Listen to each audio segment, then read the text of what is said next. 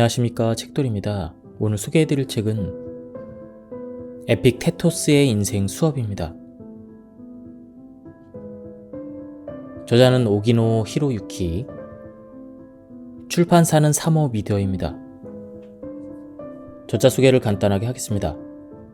오기노 히로유키, 1957년 도쿄 출생, 일본 조치대학 문학부 철학과 교수, 도쿄대학 문학부 철학과를 졸업하고 동대학원 박사과정을 중퇴했다. 이 책은 에픽테토스의 엔케리 이디온의 책을 저자가 현대적인 해석으로 알기 쉽게 풀어 쓴 그런 책입니다. 그럼 바로 본문을 보도록 하겠습니다. 우리는 왜 금욕을 해야 할까요? 욕망을 적절히 조절하는 것이 삶의 행복과 직결되기 때문입니다. 욕망에 관한 스토아 학파의 기본 자세는 우리에게 달려있는 것과 우리에게 달려있지 않은 것의 경계를 명확히 하고 우리 힘으로 통제할 수 있는 것만을 욕망의 대상으로 한정한다는 데 있습니다. 이것이 스토아 학파가 말하는 금욕입니다. 지위나 명예, 재산 등 우리가 욕망을 품는 대개의 것은 우리의 의지만으로는 통제할 수 없는 것에 속합니다. 노력하면 손에 넣을 수 있지 않을까? 이렇게 생각할지도 모릅니다.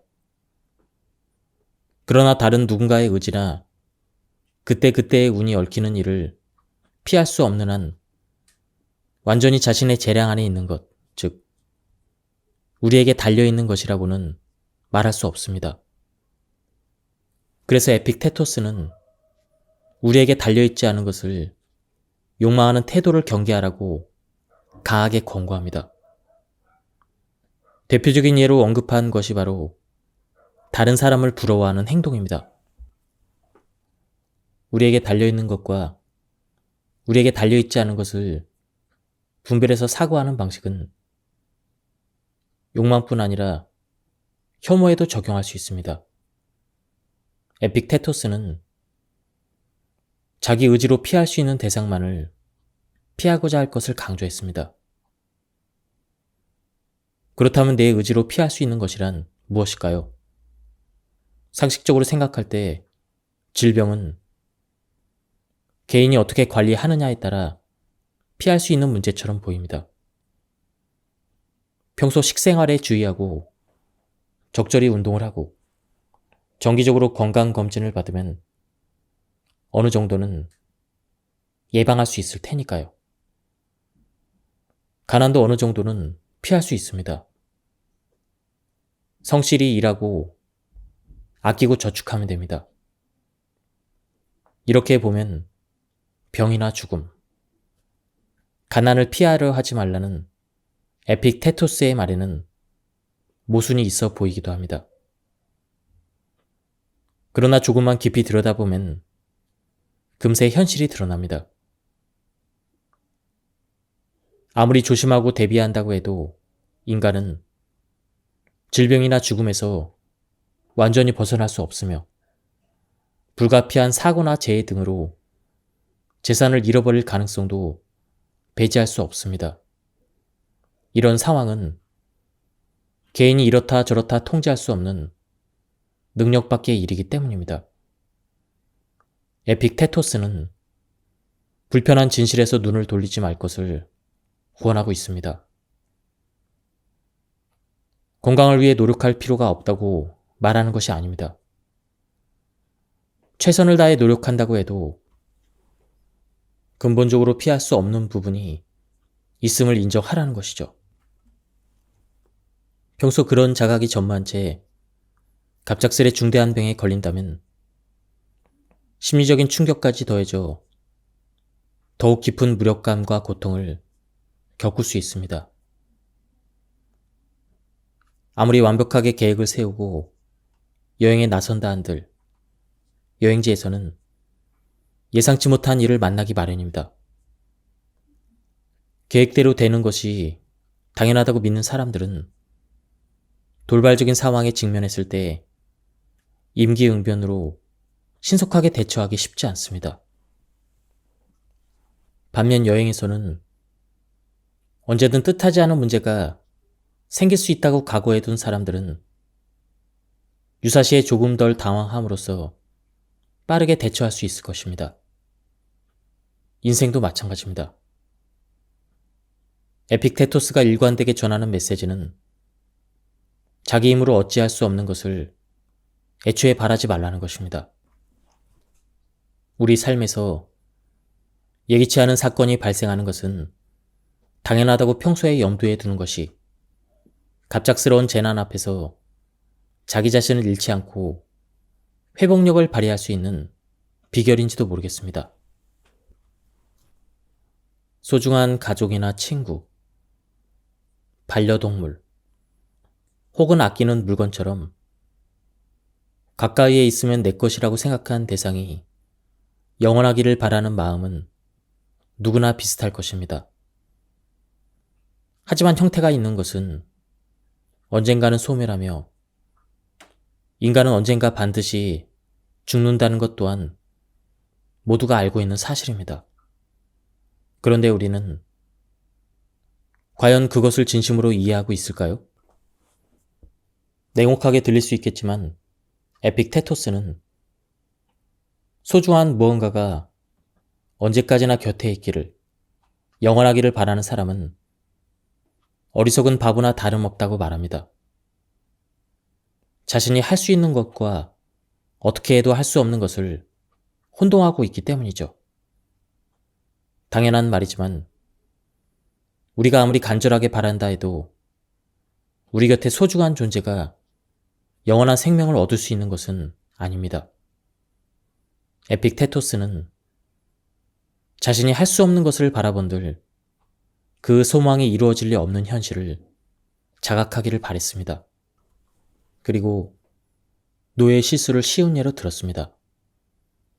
노예제도 사회였던 고대 로마 시대에는 농업이나 가사 노동에 종사하는 노예들이 집에 상주했습니다.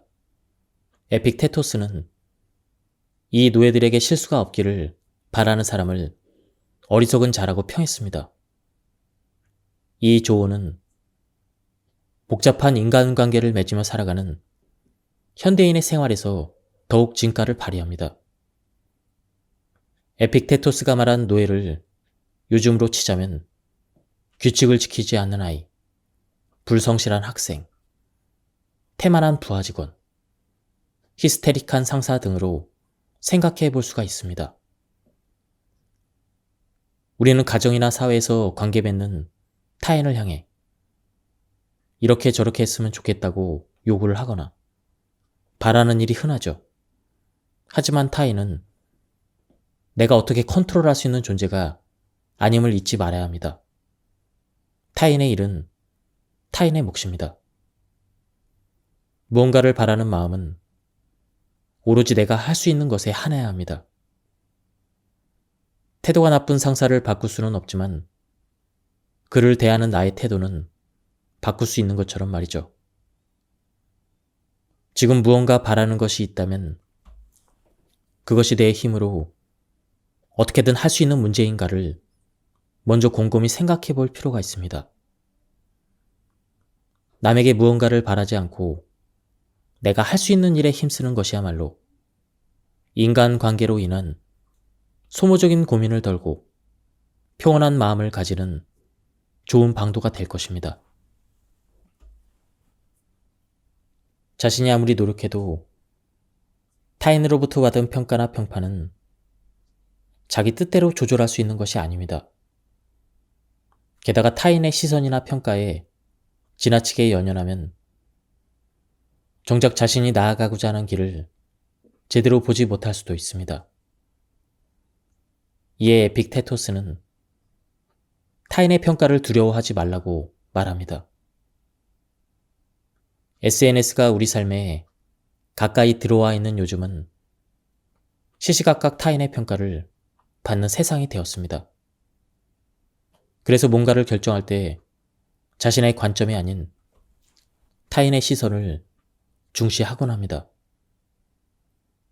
친구들에게 잘 나가는 사람으로 인정받고 싶어서 대기업에 취업하거나 고급스러운 취향의 사람으로 보이고 싶어서 고가의 제품을 사는 등 자신도 깨닫지 못하는 사이 남의 눈을 지나치게 의식하는 경우가 적지 않습니다. 그러나 재차 말하듯 아무리 노력해도 타인의 평가, 평판은 내가 통제할 수 있는 것이 아닙니다. 유망한 기업에 취업해도 혼자 잘난 척하는 녀석이라고 누군가는 생각할지 모르고 유명한 카페에서 찍은 사진을 올려도 자랑 일색이네, 재수없어, 이런 소리를 들을지도 모릅니다. 내 의지로 통제할 수 없는 타인의 평가에 연연하며 산다는 것은 진흙탕 속에서 옴짝달싹 못하고 괴로워하는 것과 같습니다. 그 결과 자기 내면의 진정한 소리를 듣지 못하고 길을 잃기도 합니다. 자유롭게 사는 유일한 길은 무엇보다 자신의 의지를 따라 충실히 사는 것입니다. 작은 일상까지 타인의 평가에 노출되기 쉬운 지금의 세태 속에서 내가 가야 할 길을 잃지 않기 위해서 에픽테토스의 말을 더욱 절실히 새길 필요가 있겠습니다. 에픽테토스는 사실과 평가를 구별해야 한다고 주장합니다. 상사가 신경이 곤두 서 있는 것은 사실이지만 좋고 나쁨은 자신이 평가할 수 있는 것이죠. 점도 마찬가지입니다. 나쁜 점괘가 나오면 괜히 속상합니다.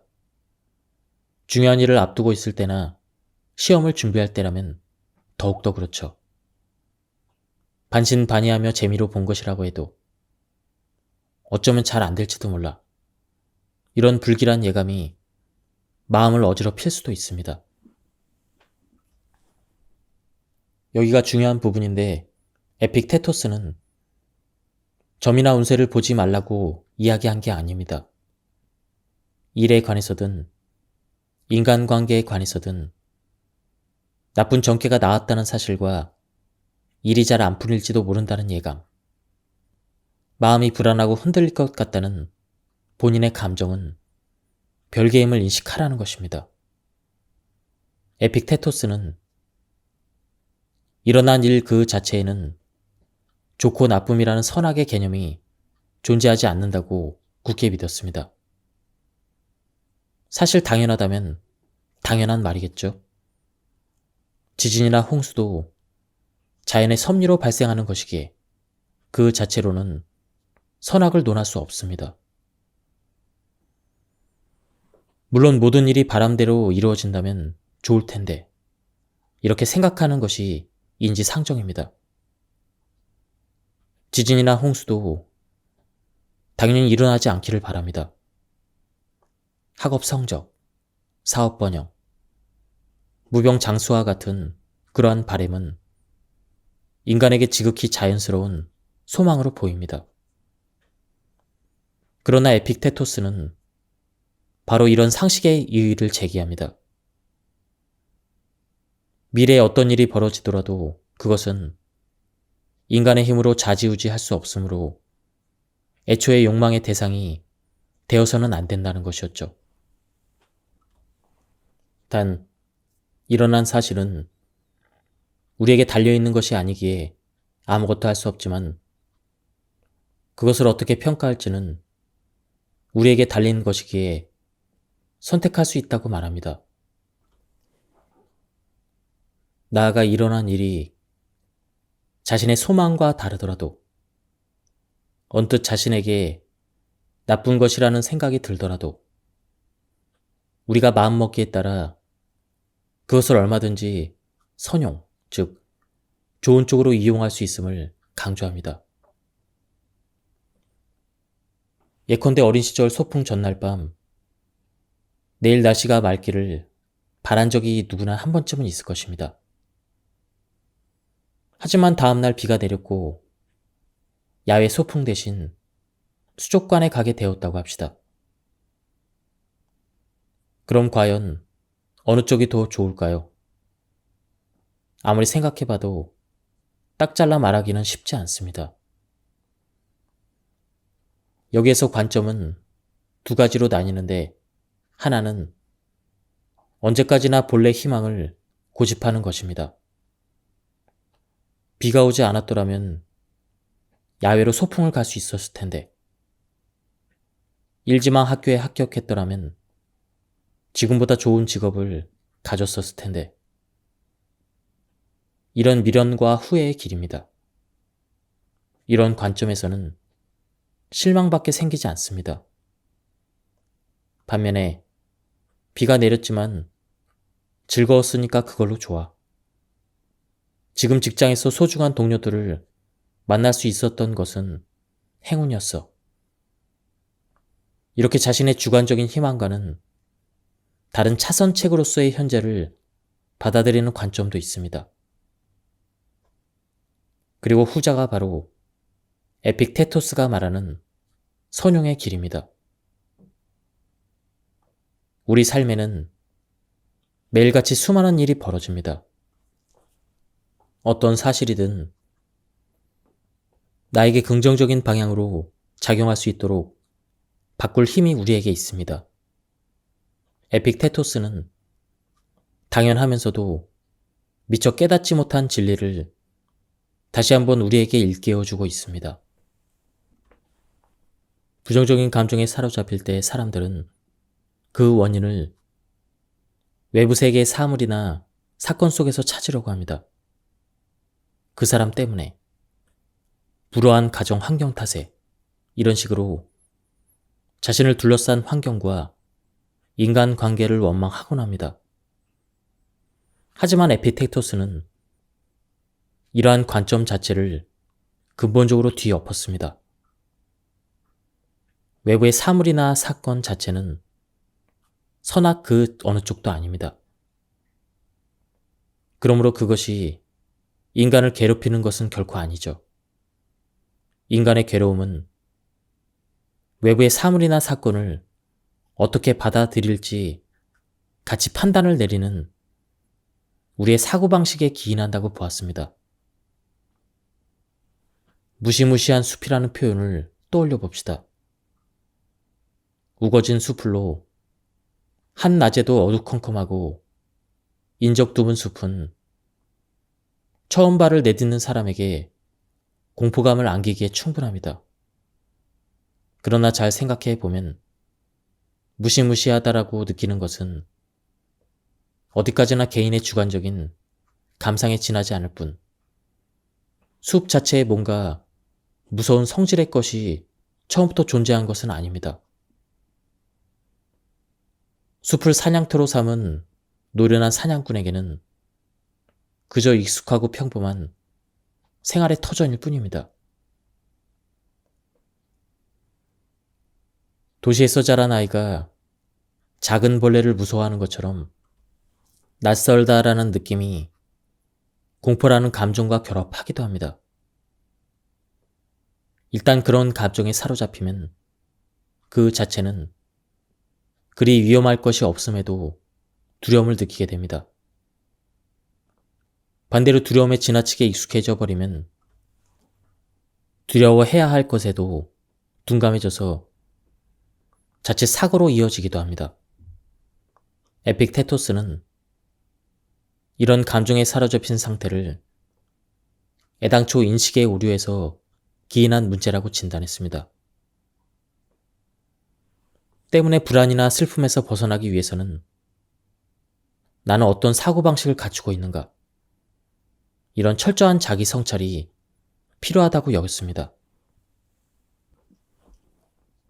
분노나 슬픔 같은 격한 감정은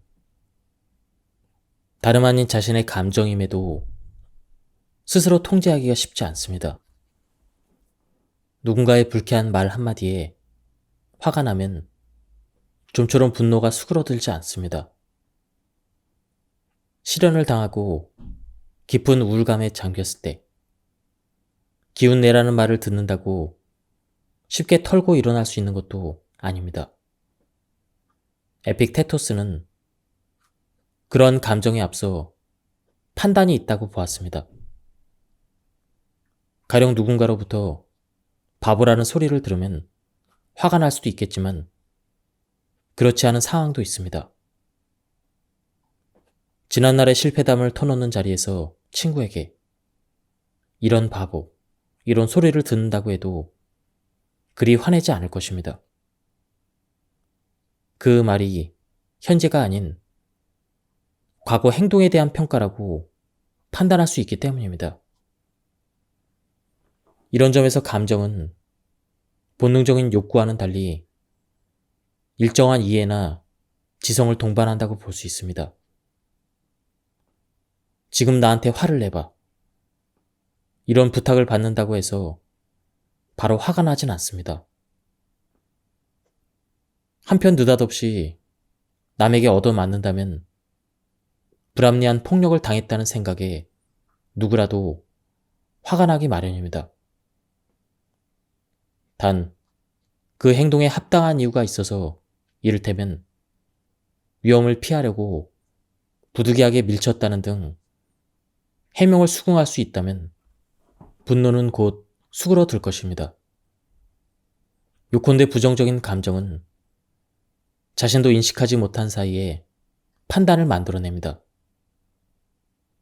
그리고 앞의 예시처럼 겉으로 드러난 행위에 주목하면 상황을 오인해서 엉뚱한 화를 터뜨릴 가능성도 있습니다.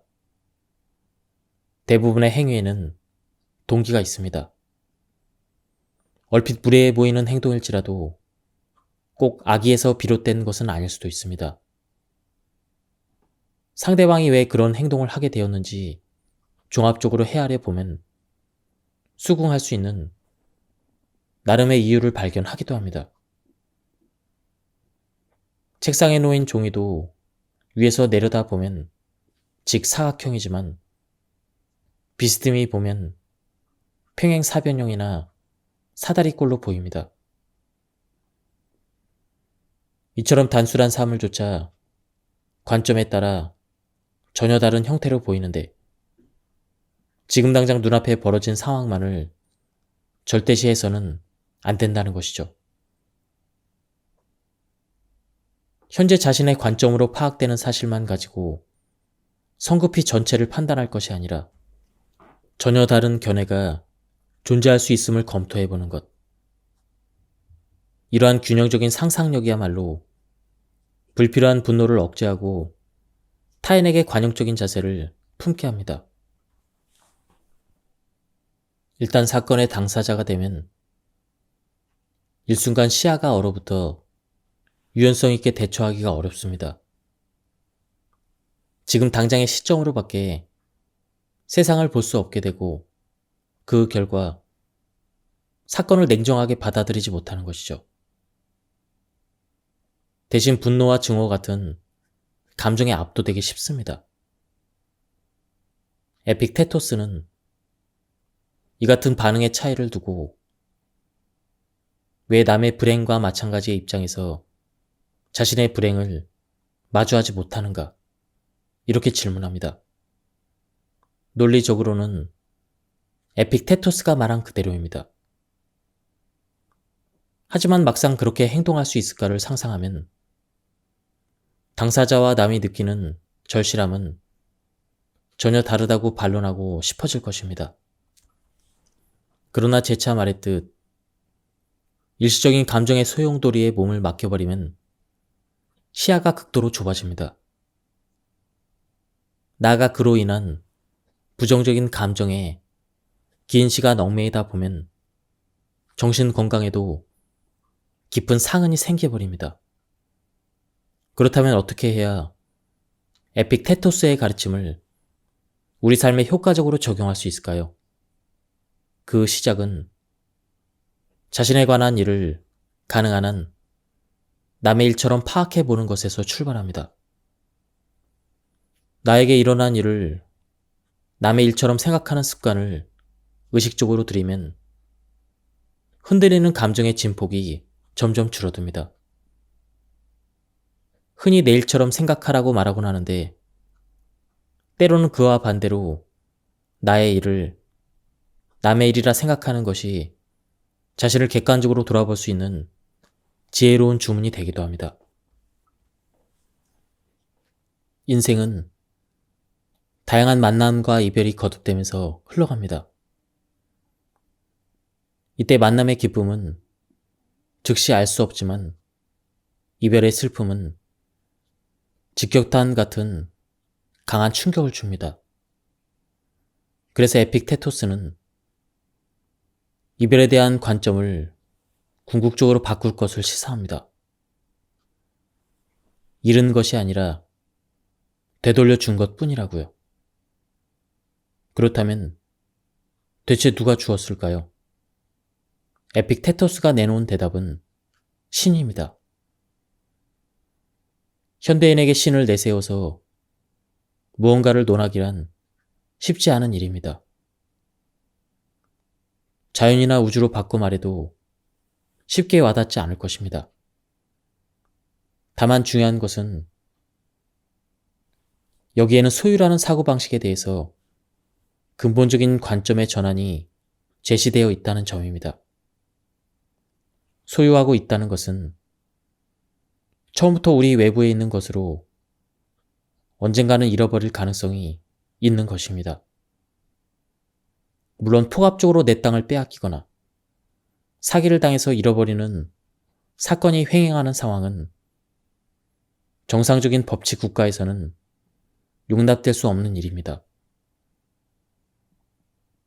그러나 아무리 편안하고 안전한 세상에 살지라도 우리는 유한한 존재이며 어쩔 수 없이 무언가를 잃어버릴 수밖에 없음을 인식해야 합니다. 반려동물이든 애지중지하던 물건이든 지금 소유하고 있는 것은 언젠가 우리 손을 떠날 것입니다. 그것을 잃었다고 생각하면 마음에 커다란 구멍이 뚫린 것처럼 공허한 슬픔에서 벗어나기 힘들어집니다. 그럴 때 에픽테토스의 제언은 소중한 위안과 힘이 되지 않을까요? 재산은 물론 가족, 생명이란 자신이 영구히 소유한 것이 아니라 일시적으로 빌린 것이라는 그 마음을 새겨둔다면 인생을 바라보는 관점에도 완전히 새로운 방향이 열립니다. 신은 주기만 하는 현세의 이익적인 존재가 아닙니다. 거두어 가는 것 또한 신입니다. 기독교적인 관점에서는 인간을 여행하는 자라고 정의했는데요. 우연히도 에픽테토스 역시 여행자처럼 살아갈 것을 권했습니다. 불합리한 상황에 대해서 에픽테토스는 해야만 하는 일을 행했을 때 그때 벌어질 수 있는 불쾌한 일들을 미리 예상해 보기를 권합니다. 싫은 일은 생각조차 하고 싶지 않은 사람이 사람의 마음입니다. 그런데 오히려 일어날 법한 부정적인 상황을 구체적으로 떠올려 보라는 것이죠.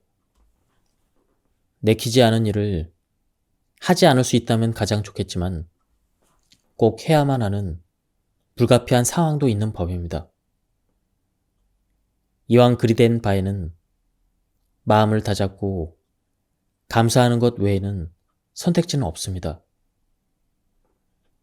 이때 급작스럽게 불쾌한 상황을 맞닥뜨려서 당황하고 붕괴하기보다는 예측되는 상황을 충분히 머릿속으로 헤아리고 각오를 해두면 인내도 조금은 쉬울 것입니다. 그럼에도 뒤따르는 고통과 불쾌감은 목적 달성을 위한 최소한의 비용으로 이해합시다. 사람과 사람이 얽히는 이상 어떤 일이든 즐거운 순간만 있을 수는 없으며 괴롭고 힘든 순간이 더 많을 때도 있습니다. 이때 발생 가능한 위험이나 부정적인 상황을 한 걸음 앞서 예측해 두는 것보다 지혜로운 대처는 없습니다. 부정적인 감정에 무방비로 사로잡히는 것보다는 어느 정도 불합리한 일이 벌어질 수 있음을 각오해 두는 것이 평정심을 지키는 힘이 되기도 합니다. 비난받는 이의 행동에 무슨 이유나 사정이 있는지는 아무도 모릅니다. 습관의 차이일 수도 있고 충분히 교육받지 못해서 예법을 잘 모르기 때문일 수도 있습니다. 만약 일종의 무지 때문에 부적절한 행동을 했다면 거기에는 고려할 만한 사정이나 당사자의 반성에 따라 개선될 여지가 있습니다. 단편적인 사실만으로 성급히 전체를 평가하는 일상의 태도를 점검하고 사실 판단과 가치 판단을 혼동하지 말아야 합니다. 문제는 행위 자체가 아니라 행위자의 의도나 동기입니다. 이를 두고 에픽테토스는 당사자의 생각을 식별한다라고 표현했습니다. 이는 우리의 오감에도 작용합니다.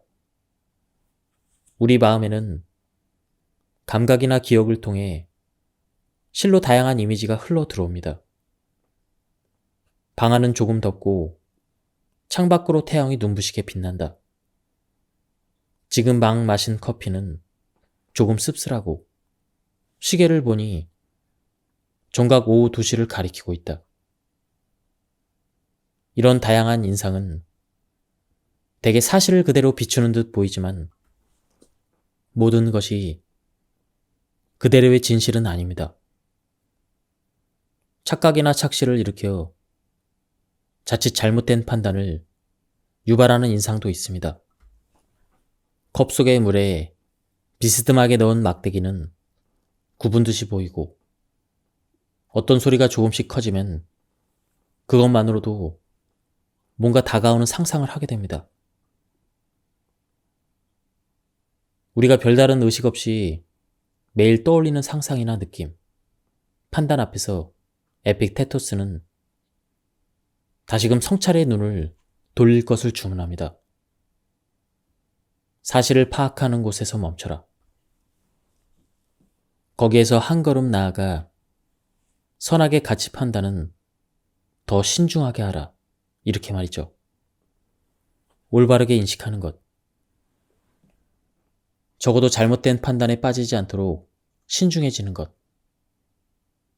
예나 지금이나 독선적인 정의감을 휘두르지 않고 다른 사람의 행동을 관용할 수 있는 길입니다.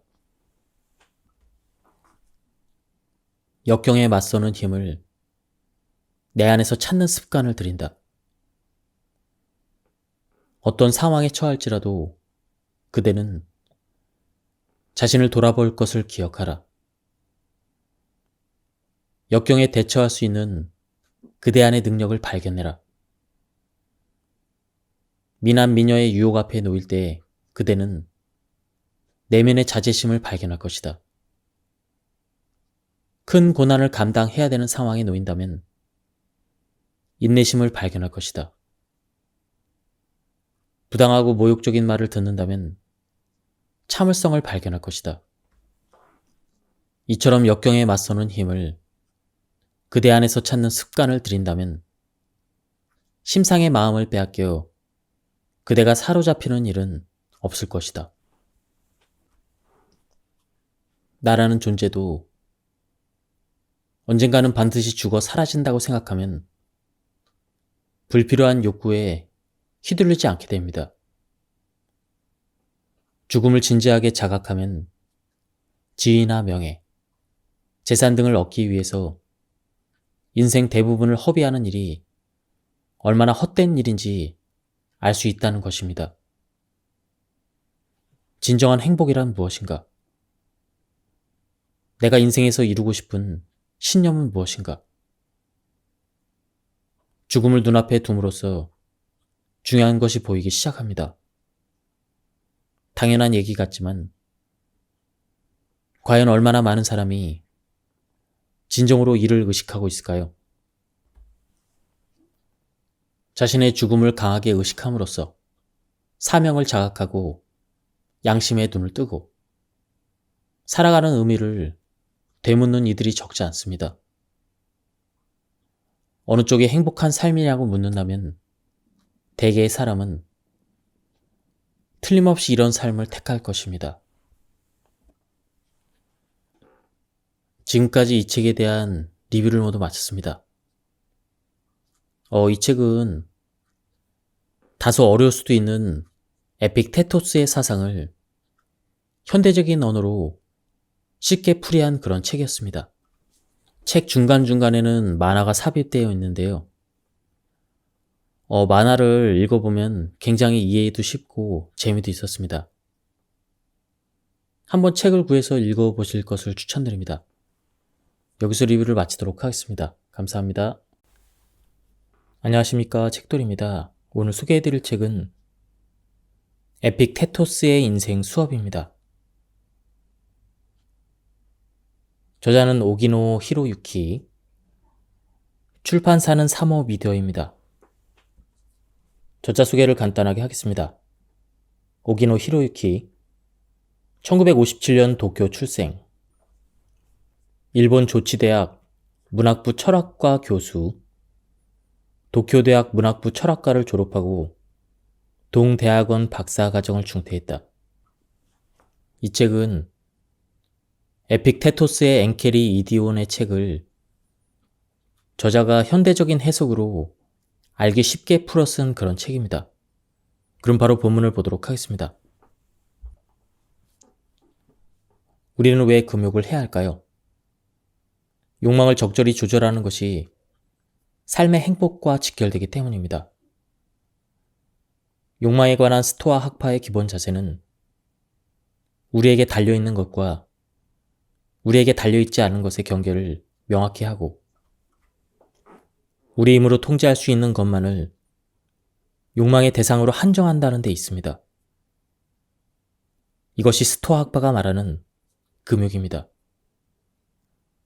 지위나 명예, 재산 등 우리가 욕망을 품는 대개의 것은 우리의 의지만으로는 통제할 수 없는 것에 속합니다. 노력하면 손에 넣을 수 있지 않을까? 이렇게 생각할지도 모릅니다. 그러나 다른 누군가의 의지나 그때그때의 운이 얽히는 일을 피할 수 없는 한 완전히 자신의 재량 안에 있는 것, 즉 우리에게 달려있는 것이라고는 말할 수 없습니다. 그래서 에픽테토스는 우리에게 달려있지 않은 것을 욕망하는 태도를 경계하라고 강하게 권고합니다.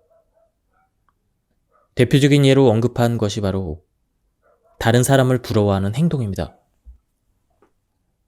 우리에게 달려있는 것과 우리에게 달려있지 않은 것을 분별해서 사고하는 방식은 욕망뿐 아니라 혐오에도 적용할 수 있습니다.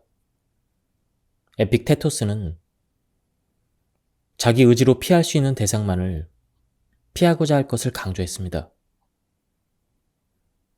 그렇다면 내 의지로 피할 수 있는 것이란 무엇일까요? 상식적으로 생각할 때 질병은 개인이 어떻게 관리하느냐에 따라 피할 수 있는 문제처럼 보입니다. 평소 식생활에 주의하고 적절히 운동을 하고 정기적으로 건강검진을 받으면 어느 정도는 예방할 수 있을 테니까요. 가난도 어느 정도는 피할 수 있습니다. 성실히 일하고 아끼고 저축하면 됩니다. 이렇게 보면 병이나 죽음, 가난을 피하려 하지 말라는 에픽테토스의 말에는 모순이 있어 보이기도 합니다. 그러나 조금만 깊이 들여다보면 금세 현실이 드러납니다. 아무리 조심하고 대비한다고 해도 인간은 질병이나 죽음에서 완전히 벗어날 수 없으며 불가피한 사고나 재해 등으로 재산을 잃어버릴 가능성도 배제할 수 없습니다. 이런 상황은 개인이 이렇다 저렇다 통제할 수 없는 능력 밖의 일이기 때문입니다. 에픽테토스는 불편한 진실에서 눈을 돌리지 말 것을 후원하고 있습니다. 건강을 위해 노력할 필요가 없다고 말하는 것이 아닙니다. 최선을 다해 노력한다고 해도 근본적으로 피할 수 없는 부분이 있음을 인정하라는 것이죠. 평소 그런 자각이 전무한 채 갑작스레 중대한 병에 걸린다면 심리적인 충격까지 더해져 더욱 깊은 무력감과 고통을 겪을 수 있습니다. 아무리 완벽하게 계획을 세우고 여행에 나선다 한들 여행지에서는 예상치 못한 일을 만나기 마련입니다. 계획대로 되는 것이 당연하다고 믿는 사람들은 돌발적인 상황에 직면했을 때 임기응변으로 신속하게 대처하기 쉽지 않습니다. 반면 여행에서는 언제든 뜻하지 않은 문제가 생길 수 있다고 각오해둔 사람들은 유사시에 조금 덜 당황함으로써 빠르게 대처할 수 있을 것입니다. 인생도 마찬가지입니다. 에픽테토스가 일관되게 전하는 메시지는 자기 힘으로 어찌할 수 없는 것을 애초에 바라지 말라는 것입니다. 우리 삶에서 예기치 않은 사건이 발생하는 것은 당연하다고 평소에 염두에 두는 것이 갑작스러운 재난 앞에서 자기 자신을 잃지 않고 회복력을 발휘할 수 있는 비결인지도 모르겠습니다. 소중한 가족이나 친구, 반려동물, 혹은 아끼는 물건처럼 가까이에 있으면 내 것이라고 생각한 대상이 영원하기를 바라는 마음은 누구나 비슷할 것입니다. 하지만 형태가 있는 것은 언젠가는 소멸하며 인간은 언젠가 반드시 죽는다는 것 또한 모두가 알고 있는 사실입니다. 그런데 우리는 과연 그것을 진심으로 이해하고 있을까요? 냉혹하게 들릴 수 있겠지만 에픽테토스는 소중한 무언가가 언제까지나 곁에 있기를, 영원하기를 바라는 사람은 어리석은 바보나 다름없다고 말합니다. 자신이 할 수 있는 것과 어떻게 해도 할 수 없는 것을 혼동하고 있기 때문이죠. 당연한 말이지만 우리가 아무리 간절하게 바란다 해도 우리 곁에 소중한 존재가 영원한 생명을 얻을 수 있는 것은 아닙니다. 에픽테토스는 자신이 할 수 없는 것을 바라본들 그 소망이 이루어질 리 없는 현실을 자각하기를 바랬습니다. 그리고 노예의 실수를 쉬운 예로 들었습니다. 노예제도 사회였던 고대 로마 시대에는 농업이나 가사 노동에 종사하는 노예들이 집에 상주했습니다. 에픽테토스는 이 노예들에게 실수가 없기를 바라는 사람을 어리석은 자라고 평했습니다. 이 조언은 복잡한 인간관계를 맺으며 살아가는 현대인의 생활에서 더욱 진가를 발휘합니다. 에픽테토스가 말한 노예를 요즘으로 치자면 규칙을 지키지 않는 아이, 불성실한 학생, 태만한 부하 직원, 히스테릭한 상사 등으로 생각해 볼 수가 있습니다. 우리는 가정이나 사회에서 관계 맺는 타인을 향해 이렇게 저렇게 했으면 좋겠다고 요구를 하거나 바라는 일이 흔하죠. 하지만 타인은 내가 어떻게 컨트롤할 수 있는 존재가 아님을 잊지 말아야 합니다. 타인의 일은 타인의 몫입니다. 무언가를 바라는 마음은 오로지 내가 할 수 있는 것에 한해야 합니다. 태도가 나쁜 상사를 바꿀 수는 없지만 그를 대하는 나의 태도는 바꿀 수 있는 것처럼 말이죠. 지금 무언가 바라는 것이 있다면 그것이 내 힘으로 어떻게든 할 수 있는 문제인가를 먼저 곰곰이 생각해 볼 필요가 있습니다. 남에게 무언가를 바라지 않고 내가 할 수 있는 일에 힘쓰는 것이야말로 인간관계로 인한 소모적인 고민을 덜고 평온한 마음을 가지는 좋은 방도가 될 것입니다. 자신이 아무리 노력해도 타인으로부터 받은 평가나 평판은 자기 뜻대로 조절할 수 있는 것이 아닙니다. 게다가 타인의 시선이나 평가에 지나치게 연연하면 정작 자신이 나아가고자 하는 길을 제대로 보지 못할 수도 있습니다. 이에 에픽테토스는 타인의 평가를 두려워하지 말라고 말합니다. SNS가 우리 삶에 가까이 들어와 있는 요즘은 시시각각 타인의 평가를 받는 세상이 되었습니다. 그래서 뭔가를 결정할 때 자신의 관점이 아닌 타인의 시선을 중시하곤 합니다. 친구들에게 잘 나가는 사람으로 인정받고 싶어서 대기업에 취업하거나 고급스러운 취향의 사람으로 보이고 싶어서 고가의 제품을 사는 등 자신도 깨닫지 못하는 사이 남의 눈을 지나치게 의식하는 경우가 적지 않습니다. 그러나 재차 말하듯 아무리 노력해도 타인의 평가, 평판은 내가 통제할 수 있는 것이 아닙니다. 유망한 기업에 취업해도 혼자 잘난 척하는 녀석이라고 누군가는 생각할지 모르고 유명한 카페에서 찍은 사진을 올려도 자랑 일색이네, 재수없어, 이런 소리를 들을지도 모릅니다. 내 의지로 통제할 수 없는 타인의 평가에 연연하며 산다는 것은 진흙탕 속에서 옴짝달싹 못하고 괴로워하는 것과 같습니다. 그 결과 자기 내면의 진정한 소리를 듣지 못하고 길을 잃기도 합니다. 자유롭게 사는 유일한 길은 무엇보다 자신의 의지를 따라 충실히 사는 것입니다. 작은 일상까지 타인의 평가에 노출되기 쉬운 지금의 세태 속에서 내가 가야 할 길을 잃지 않기 위해서 에픽테토스의 말을 더욱 절실히 새길 필요가 있겠습니다. 에픽테토스는 사실과 평가를 구별해야 한다고 주장합니다. 상사가 신경이 곤두 서 있는 것은 사실이지만 좋고 나쁨은 자신이 평가할 수 있는 것이죠. 점도 마찬가지입니다. 나쁜 점괘가 나오면 괜히 속상합니다. 중요한 일을 앞두고 있을 때나 시험을 준비할 때라면 더욱더 그렇죠. 반신반의하며 재미로 본 것이라고 해도 어쩌면 잘 안 될지도 몰라. 이런 불길한 예감이 마음을 어지럽힐 수도 있습니다.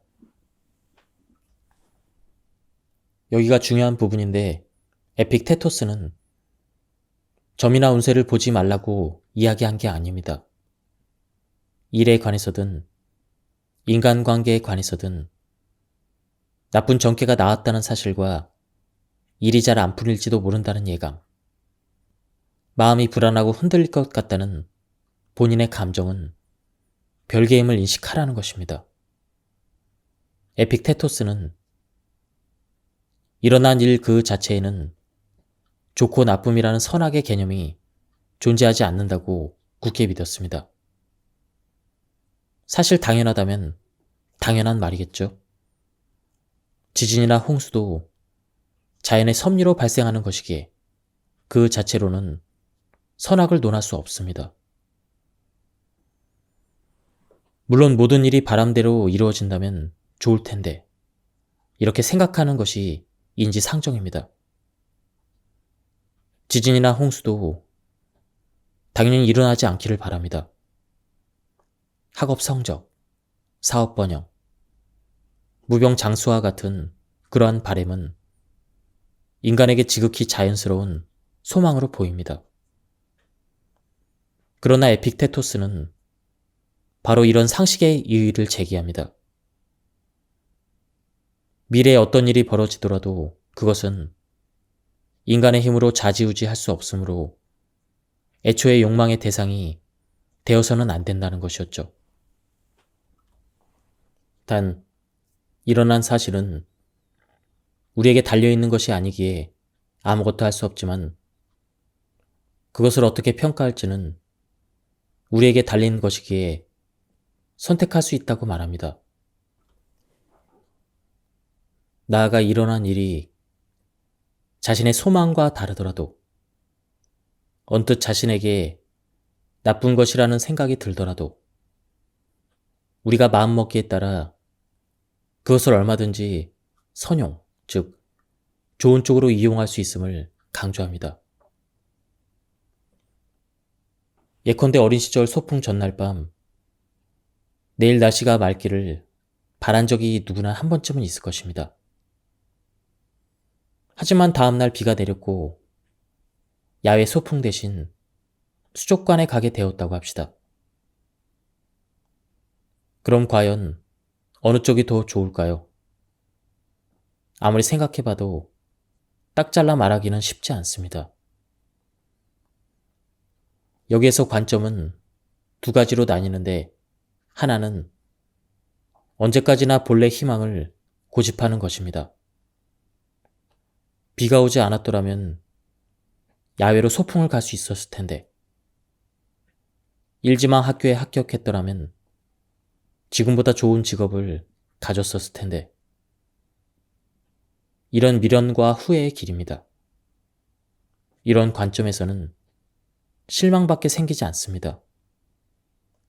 반면에 비가 내렸지만 즐거웠으니까 그걸로 좋아. 지금 직장에서 소중한 동료들을 만날 수 있었던 것은 행운이었어.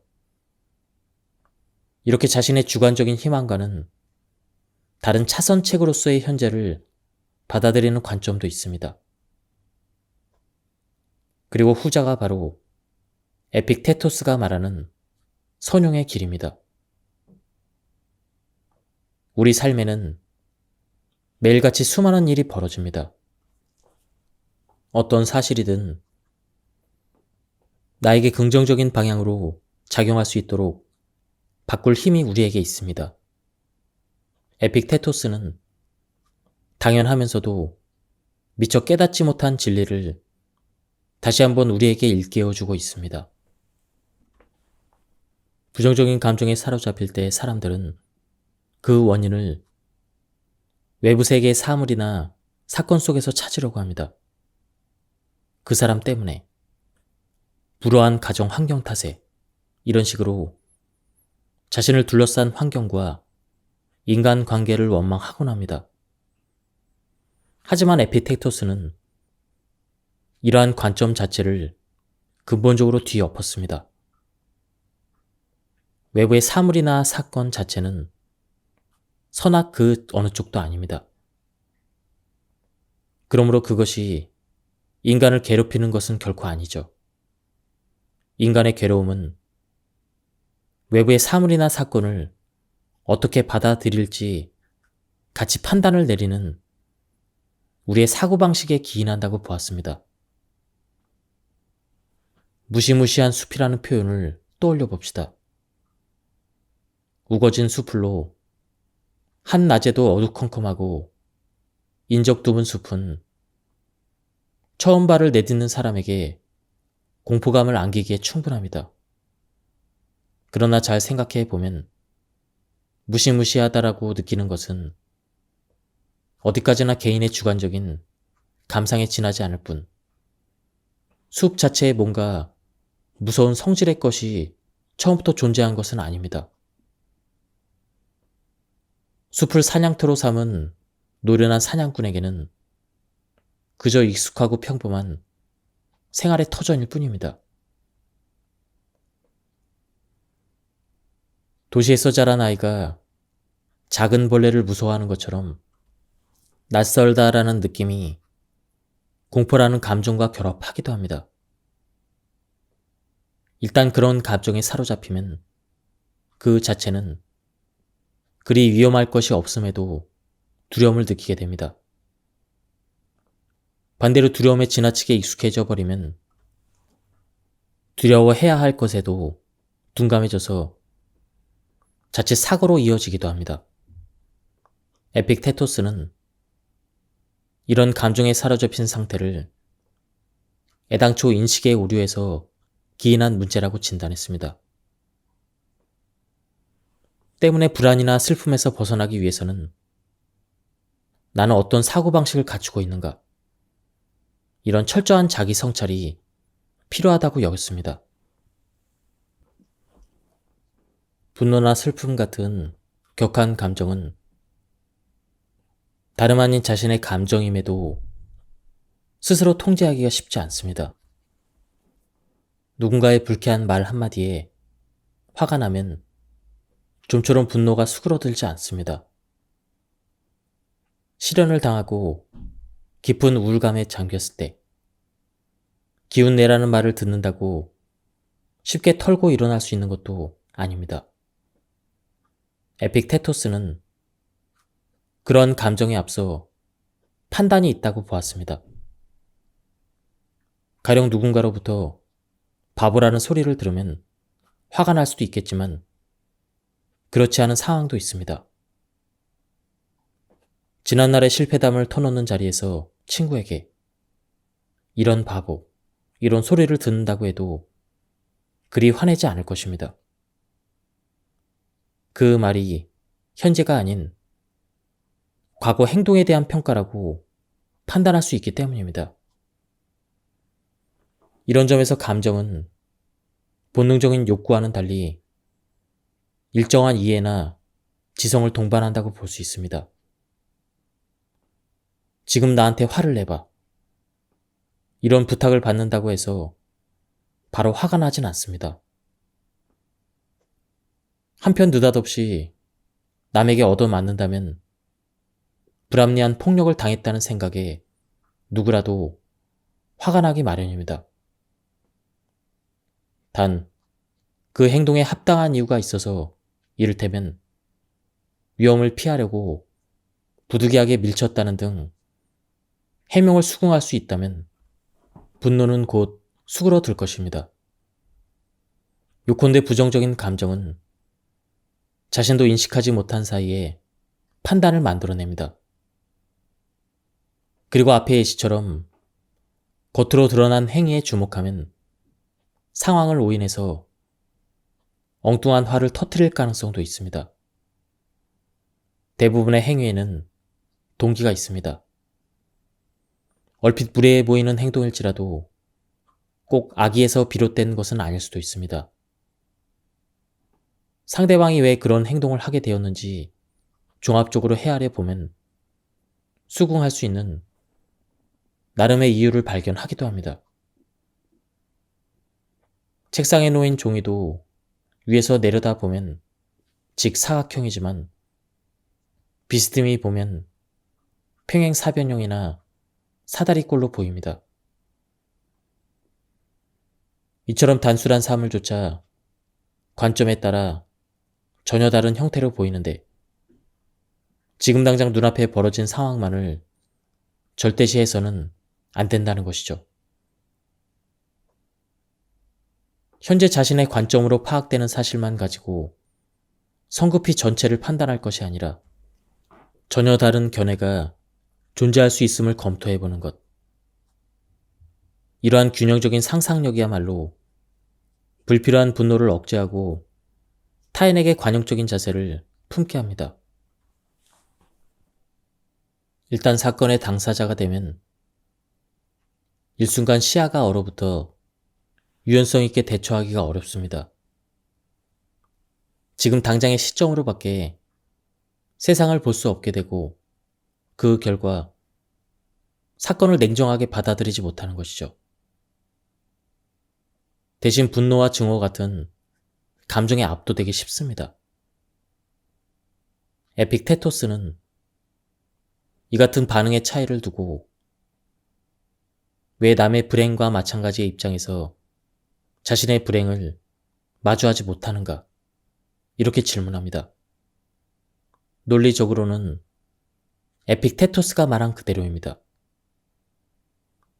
하지만 막상 그렇게 행동할 수 있을까를 상상하면 당사자와 남이 느끼는 절실함은 전혀 다르다고 반론하고 싶어질 것입니다. 그러나 재차 말했듯 일시적인 감정의 소용돌이에 몸을 맡겨버리면 시야가 극도로 좁아집니다.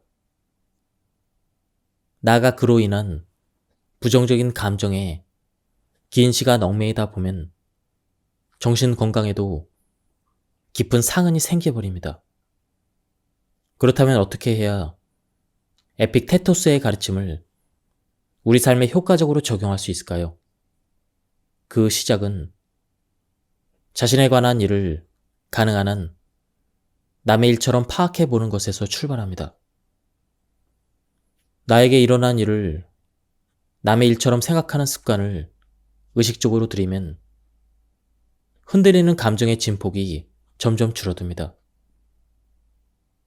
흔히 내 일처럼 생각하라고 말하곤 하는데 때로는 그와 반대로 나의 일을 남의 일이라 생각하는 것이 자신을 객관적으로 돌아볼 수 있는 지혜로운 주문이 되기도 합니다.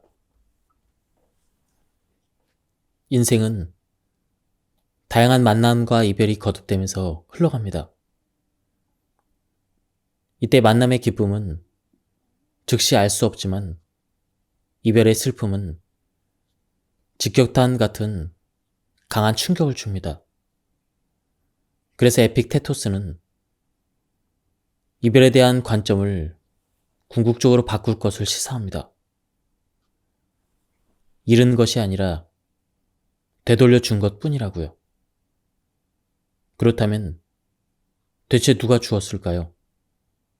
에픽테토스가 내놓은 대답은 신입니다.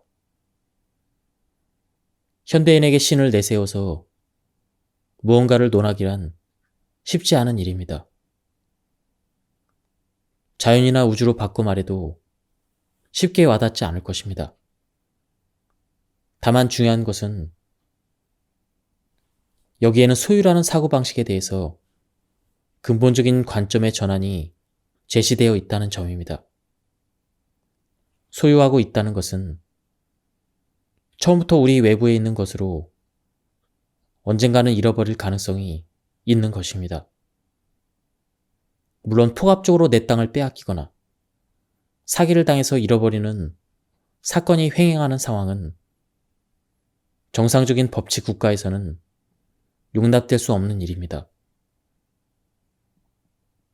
그러나 아무리 편안하고 안전한 세상에 살지라도 우리는 유한한 존재이며 어쩔 수 없이 무언가를 잃어버릴 수밖에 없음을 인식해야 합니다. 반려동물이든 애지중지하던 물건이든 지금 소유하고 있는 것은 언젠가 우리 손을 떠날 것입니다. 그것을 잃었다고 생각하면 마음에 커다란 구멍이 뚫린 것처럼 공허한 슬픔에서 벗어나기 힘들어집니다. 그럴 때 에픽테토스의 제언은 소중한 위안과 힘이 되지 않을까요?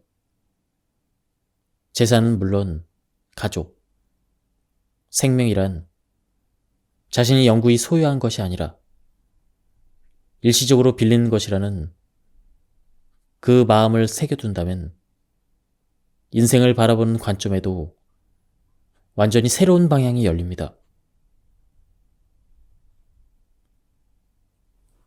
신은 주기만 하는 현세의 이익적인 존재가 아닙니다. 거두어 가는 것 또한 신입니다. 기독교적인 관점에서는 인간을 여행하는 자라고 정의했는데요. 우연히도 에픽테토스 역시 여행자처럼 살아갈 것을 권했습니다. 불합리한 상황에 대해서 에픽테토스는 해야만 하는 일을 행했을 때 그때 벌어질 수 있는 불쾌한 일들을 미리 예상해 보기를 권합니다. 싫은 일은 생각조차 하고 싶지 않은 사람이 사람의 마음입니다. 그런데 오히려 일어날 법한 부정적인 상황을 구체적으로 떠올려 보라는 것이죠. 내키지 않은 일을 하지 않을 수 있다면 가장 좋겠지만 꼭 해야만 하는 불가피한 상황도 있는 법입니다. 이왕 그리 된 바에는 마음을 다잡고 감사하는 것 외에는 선택지는 없습니다. 이때 급작스럽게 불쾌한 상황을 맞닥뜨려서 당황하고 붕괴하기보다는 예측되는 상황을 충분히 머릿속으로 헤아리고 각오를 해두면 인내도 조금은 쉬울 것입니다. 그럼에도 뒤따르는 고통과 불쾌감은 목적 달성을 위한 최소한의 비용으로 이해합시다. 사람과 사람이 얽히는 이상 어떤 일이든 즐거운 순간만 있을 수는 없으며 괴롭고 힘든 순간이 더 많을 때도 있습니다. 이때 발생 가능한 위험이나 부정적인 상황을 한 걸음 앞서 예측해 두는 것보다 지혜로운 대처는 없습니다. 부정적인 감정에 무방비로 사로잡히는 것보다는 어느 정도 불합리한 일이 벌어질 수 있음을 각오해 두는 것이 평정심을 지키는 힘이 되기도 합니다. 비난받는 이의 행동에 무슨 이유나 사정이 있는지는 아무도 모릅니다. 습관의 차이일 수도 있고 충분히 교육받지 못해서 예법을 잘 모르기 때문일 수도 있습니다. 만약 일종의 무지 때문에 부적절한 행동을 했다면 거기에는 고려할 만한 사정이나 당사자의 반성에 따라 개선될 여지가 있습니다. 단편적인 사실만으로 성급히 전체를 평가하는 일상의 태도를 점검하고 사실 판단과 가치 판단을 혼동하지 말아야 합니다. 문제는 행위 자체가 아니라 행위자의 의도나 동기입니다. 이를 두고 에픽테토스는 당사자의 생각을 식별한다라고 표현했습니다. 이는 우리의 오감에도 작용합니다. 우리 마음에는 감각이나 기억을 통해 실로 다양한 이미지가 흘러 들어옵니다. 방 안은 조금 덥고 창밖으로 태양이 눈부시게 빛난다.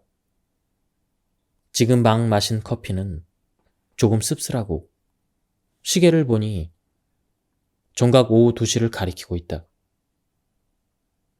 이런 다양한 인상은 대개 사실을 그대로 비추는 듯 보이지만 모든 것이 그대로의 진실은 아닙니다.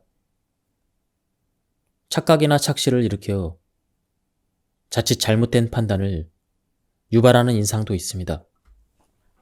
컵 속의 물에 비스듬하게 넣은 막대기는 구분 듯이 보이고 어떤 소리가 조금씩 커지면 그것만으로도 뭔가 다가오는 상상을 하게 됩니다. 우리가 별다른 의식 없이 매일 떠올리는 상상이나 느낌, 판단 앞에서 에픽테토스는 다시금 성찰의 눈을 돌릴 것을 주문합니다. 사실을 파악하는 곳에서 멈춰라. 거기에서 한 걸음 나아가 선악의 가치 판단은 더 신중하게 하라. 이렇게 말이죠. 올바르게 인식하는 것. 적어도 잘못된 판단에 빠지지 않도록 신중해지는 것. 예나 지금이나 독선적인 정의감을 휘두르지 않고 다른 사람의 행동을 관용할 수 있는 길입니다. 역경에 맞서는 힘을 내 안에서 찾는 습관을 들인다. 어떤 상황에 처할지라도 그대는 자신을 돌아볼 것을 기억하라. 역경에 대처할 수 있는 그대 안의 능력을 발견해라. 미남 미녀의 유혹 앞에 놓일 때 그대는 내면의 자제심을 발견할 것이다. 큰 고난을 감당해야 되는 상황에 놓인다면 인내심을 발견할 것이다. 부당하고 모욕적인 말을 듣는다면 참을성을 발견할 것이다. 이처럼 역경에 맞서는 힘을 그대 안에서 찾는 습관을 들인다면 심상의 마음을 빼앗겨 그대가 사로잡히는 일은 없을 것이다. 나라는 존재도 언젠가는 반드시 죽어 사라진다고 생각하면 불필요한 욕구에 휘둘리지 않게 됩니다. 죽음을 진지하게 자각하면 지위나 명예, 재산 등을 얻기 위해서 인생 대부분을 허비하는 일이 얼마나 헛된 일인지 알 수 있다는 것입니다. 진정한 행복이란 무엇인가? 내가 인생에서 이루고 싶은 신념은 무엇인가? 죽음을 눈앞에 둠으로써 중요한 것이 보이기 시작합니다. 당연한 얘기 같지만 과연 얼마나 많은 사람이 진정으로 이를 의식하고 있을까요? 자신의 죽음을 강하게 의식함으로써 사명을 자각하고 양심의 눈을 뜨고 살아가는 의미를 되묻는 이들이 적지 않습니다. 어느 쪽이 행복한 삶이냐고 묻는다면 대개의 사람은 틀림없이 이런 삶을 택할 것입니다. 지금까지 이 책에 대한 리뷰를 모두 마쳤습니다. 이 책은 다소 어려울 수도 있는 에픽테토스의 사상을 현대적인 언어로 쉽게 풀이한 그런 책이었습니다. 책 중간중간에는 만화가 삽입되어 있는데요. 만화를 읽어보면 굉장히 이해도 쉽고 재미도 있었습니다. 한번 책을 구해서 읽어보실 것을 추천드립니다. 여기서 리뷰를 마치도록 하겠습니다. 감사합니다.